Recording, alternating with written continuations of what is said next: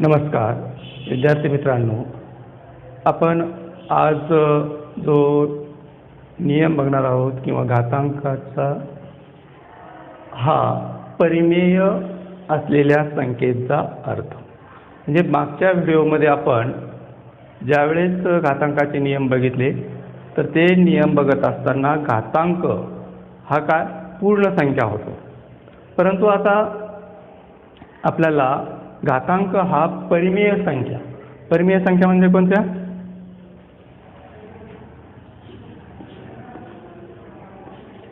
Q/P या स्वरूपातील संख्या म्हणजे अशा स्वरूपाचा जर घातांक असेल तर त्याचा अर्थ काय असतो किंवा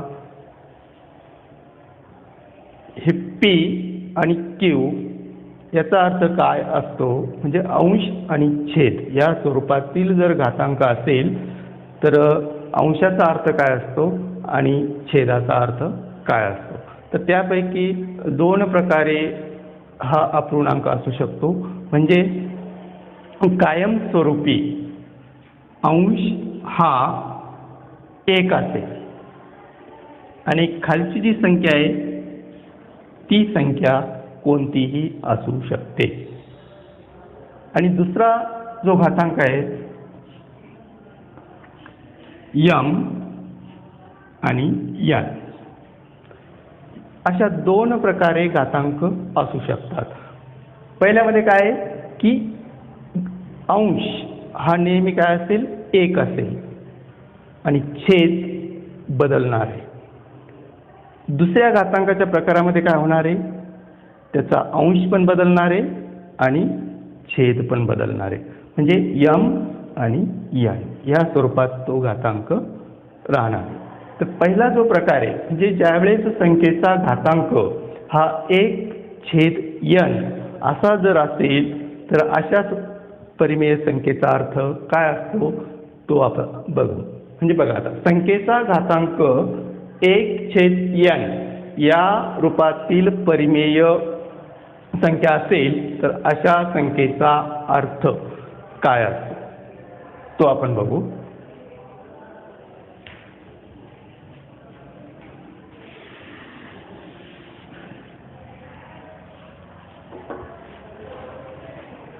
तर कुठल्याही संख्येचा वर्ग ज्यावेळेस आपण लिहितो तर तो वर्ग लिहिण्याची जी पद्धत आहे येचा घातांक तो म्हणजे अशा स्वरूपात आपण वर्ग लिहितो.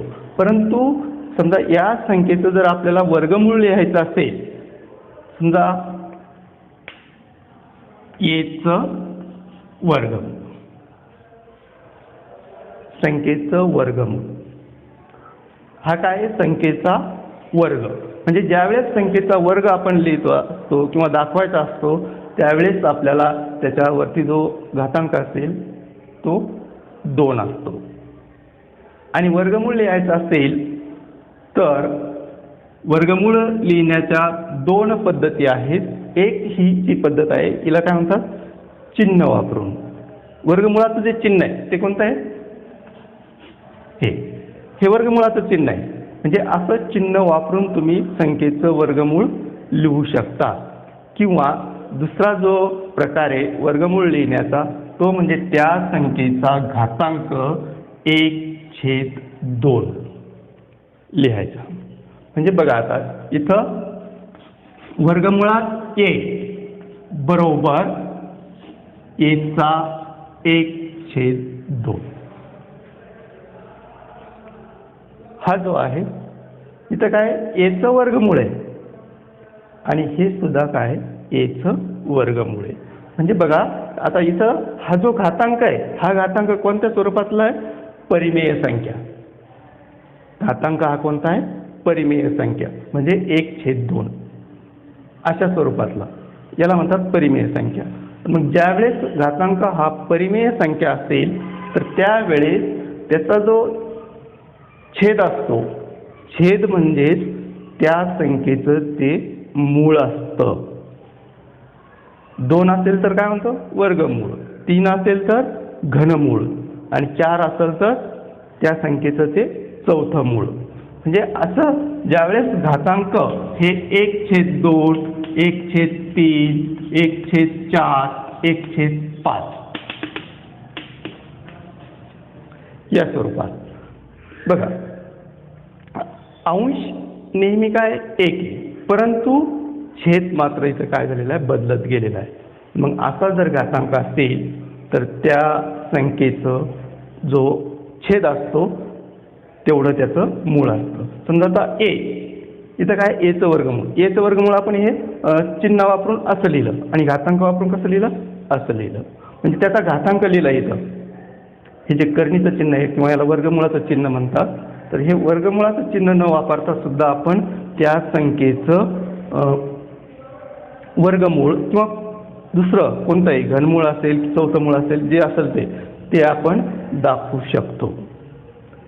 म्हणजेच काय की ज्यावेळेस संख्येचा घातांक हा 1/n असेल तर त्या संख्येचं आपण काय दर्शवतो, इथं मूळ दर्शवित असतो। यांची किंमत जेवढी असेल तेवढं त्या संख्येचं मूळ राहील। समजा आता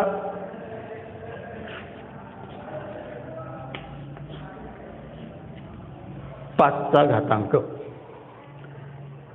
किती, इथं 1/4, तर याचं जे वाचन आहे हे लिहिलं आपण, घातांक वापरून ही संख्या लिहिलेली, परंतु याला काय म्हणतात, 5चे चौथे मूळ। हेच आपण चिन्ह जर वापरून लिहायचं असेल तर तुम्हाला अशा स्वरूपात 5चे चौथे मूळ, हे पण आपण चिन्ह वापरून लिहिलेलं आहे, 5चे चौथे मूळ। गणितामध्ये हे लेखन आहे। आता याचं वाचन आपण काय केलं, याला काय वाचलं आपण, 5चे चौथे मूळ, याला सुद्धा काय वाचलं आपण, 5चे चौथे मूळ। म्हणजे हे जे वाचन आहे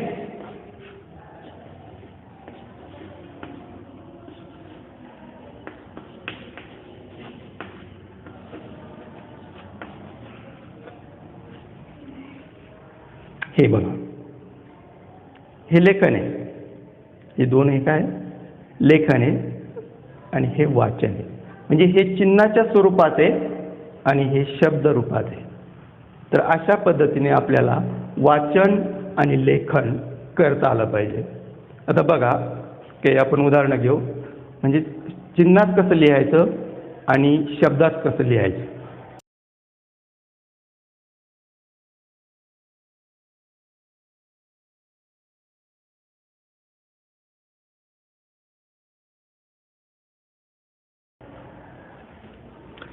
आता आपण हे जे लिहिलेले आहे, उदाहरणं दिलेले आपल्याला, हे सर्व आपल्याला लिहून दिलेले आहे किंवा चिन्हात आपण हे लिहिलेले आहे, घातांक वापरून लिहिलेले आहे। याचं वाचन आपल्याला करायचं आहे किंवा हेच उदाहरणं आपल्याला शब्दात लिहायचे। पहिलं उदाहरण बघा, 13चा घातांक किती आहे, 1/5 असा जर असेल तर याचं वाचन म्हणजेच कसं करावं लागेल आपल्याला किंवा कसं करतात, तर 13चे, मी काय सांगितलं तुम्हाला, खालचा जो छेद असतो ते त्या संख्येचं काय असतं, मूळ। म्हणून 13चं कितवं मूळ येईल इथं, आता 5वे मूळ। 13चे 5वे मूळ, हे लेखन आणि हे वाचन किंवा हे चिन्ह आणि हे शब्दात, अशा पद्धतीने आपल्याला लिहायचं आहे। आता इथं दुसरं उदाहरण, 9चा घातांक किती आहे, 1/6।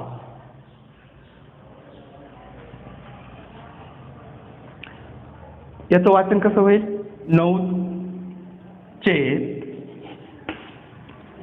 6वे मूळ।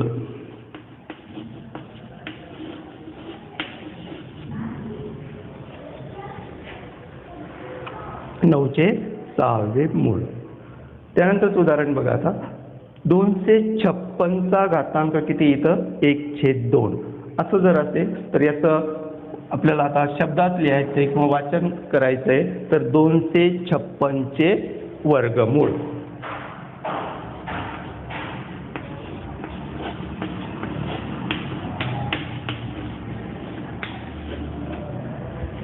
म्हणजे ज्यावेळेस घातांक 2 असतो तर त्याला आपण 256 चे दुसरे मूळ असं नाही म्हणत, तर काय फक्त वर्गमूळ. 3 असेल तर घनमूळ. आता बघा ह्या उदाहरणामध्ये 17 चा घातांक किती आहे? 1/3. याचं वाचन 17 चे घनमूळ. त्यानंतरचं उदाहरण 100 चे चा घातांक किती आहे? 108. म्हणून याचं वाचन किंवा हे शब्दात आपल्याला कशा पद्धतीने लिहिता येईल तर 100 चे 8वे मूळ.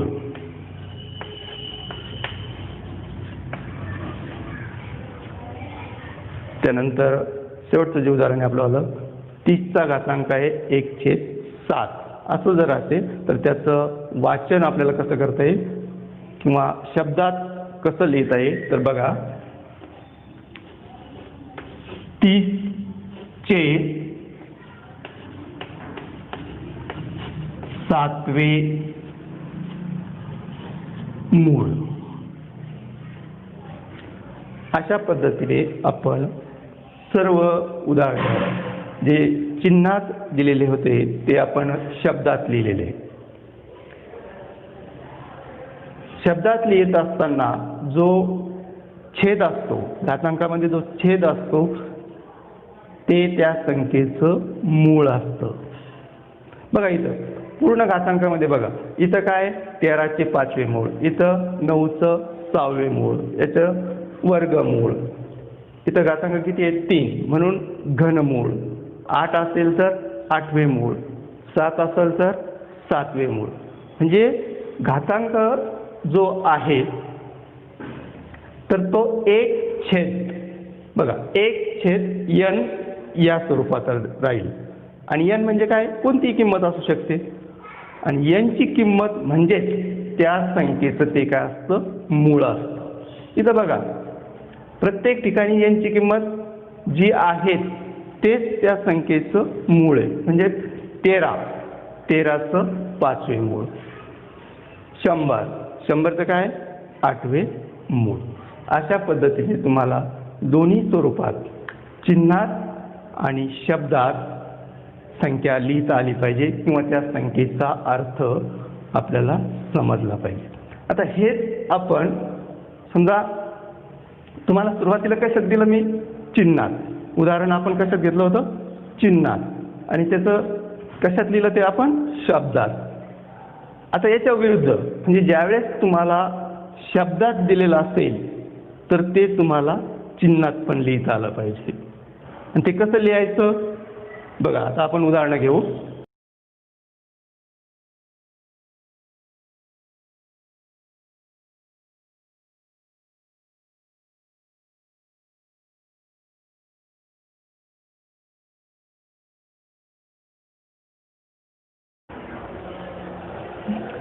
तर या उदाहरणामध्ये आपल्याला हे जे दिलेलं आहे हे कशात दिलेलं आहे? आता शब्दात. शब्दात दिलेलं आहे. आता आपल्याला त्याचं चिन्हात लिहायचं आहे किंवा घातांक वापरून लिहायचं आहे. पहिलं बघा 27 चे घनमूळ. हे कसं आहे? शब्दात. याचं आपल्याला चिन्हात लिहायचं आहे. चिन्हात कसं होईल मग? आता 27 चे घनमूळ. घनमूळ म्हणजेच काय? छेद किती येईल आता? 3. 1/3. म्हणजे 27चा घातांक काय येईल? 1/3. त्याच्यानंतर उदाहरण बघा 64 चे 4थे मूळ. यामध्ये 64 या संख्येचं मूळ आहे. कितवं येते? 4थं. म्हणून आपण काय शिकलो की जे मूळ असतं तो काय असतो? त्याचा छेद असतो. मग आता 64 चा जो घातांक आहे 64चा घातांक किती आहे? 1/, कितवं मूळ आहे? 4थं. म्हणून 4. 100 चे 8वे मूळ.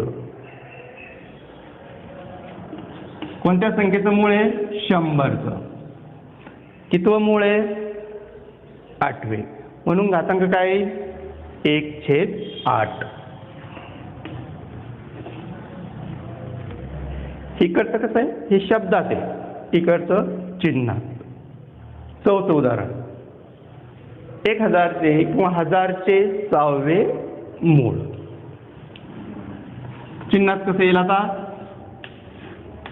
कोणत्या संख्येचं मूळ आहे तर 1000चं म्हणून 1000 आणि कितवं मूळ आहे 6वे मूळ म्हणून घातांक हा 1/6. त्यानंतर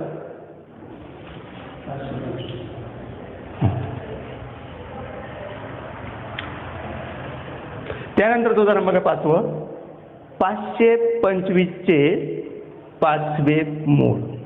कोणत्या संख्येचं मूळ आहे आता इथं 525.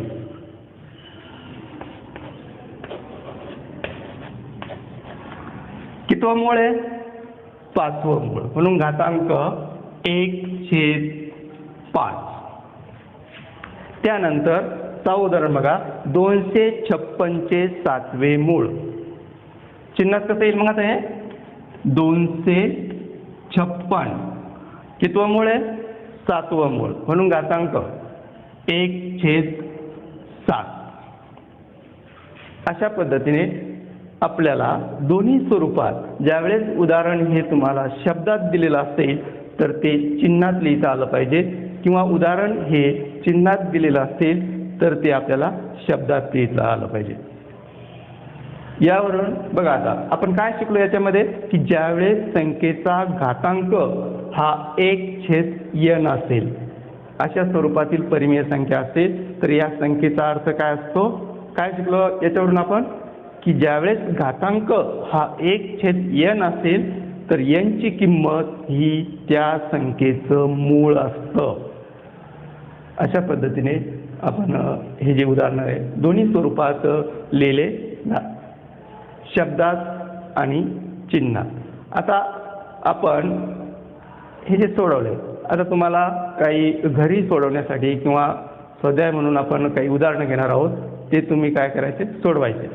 सोडवत असताना अतिशय प्रामाणिकपणे सोडवायचं, कुठल्याही प्रकारचा गैरमार्ग तुम्ही करायचा नाही. तर ते जे उदाहरण आहे ते उदाहरण मी आता तुम्हाला लिहून देतो. आता हा व्हिडिओ काय करा तुम्ही इथं थांबवा. थांबवल्यानंतर काय करेल ते जे उदाहरण आहे ते तुम्ही लिहून घ्यायचे वहीमध्ये आणि ते सोडवायचे. सोडवून झाले की व्हिडिओ पुन्हा चालू करायचा आणि चालू केल्यानंतर मी ते उदाहरणं सोडवून दिलेले असेल की देतो आणि ते तुम्ही वहीमध्ये चेक करायचे.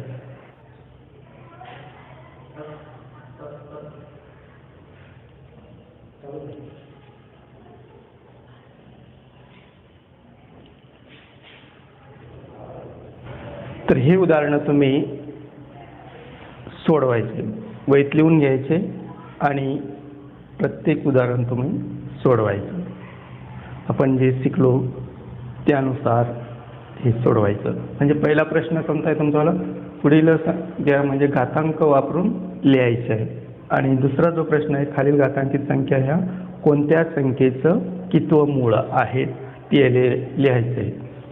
म्हणजे इथं घातांकात दिलेलं आहे, इथं शब्दात दिलेलं आहे. हे घातांकात लिहायचं आणि हे शब्दात लिहायचं.